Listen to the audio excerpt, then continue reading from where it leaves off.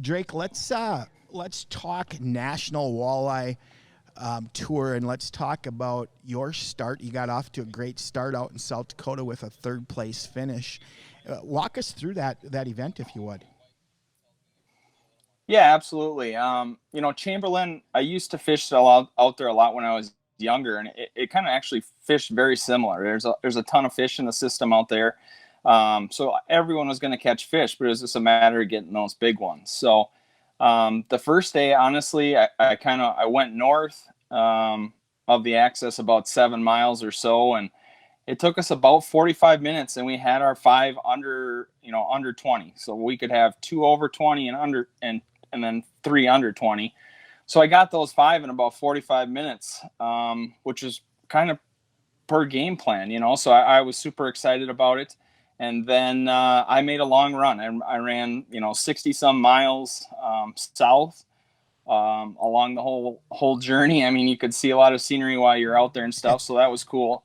But then I fished down there for almost 3.5 hours or so, and didn't have another bite. So it was just one of those things where we were going down there for one or two bites, and if we got them, great. If we didn't, great. So after the first day, I think I was in 29th, 30th place, somewhere in there. I was in a check range, but I wasn't over the top.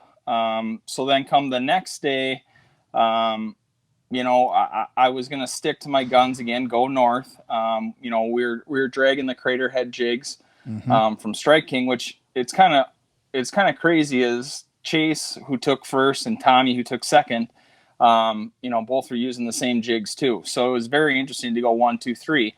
But the second day, it was a little slower. I mean, we were 2-3 hours into the thing, and we had, I think, 2 fish. But then come 10:30, quarter to 11, I stuck a 27-incher, which up there was a huge unicorn. It just doesn't happen when you're up there in that area. And for me to do that, I mean, that was a huge relief off my shoulders. And the rest of the day, we just kind of stuck around that spot. And there's a lot more, traffic in the area the second day.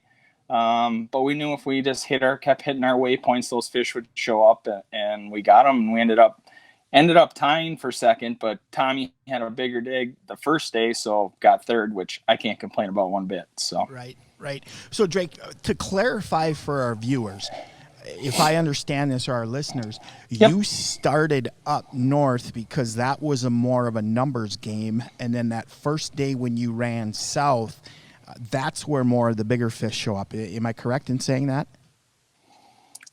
Yeah, absolutely, Mike. I mean, and come to find out after the tournament, I mean, Chase was just going down south. That's where he went, was 60 miles south, and he was only catching, maybe 4 to 8 fish a day. And I just didn't have the confidence to spend all day down there. So I knew I would if I go up north, I'd get some in the boat, at least to have my patience. So I wasn't really running around, and then I ran all the way south and hoped for those 2 bites. So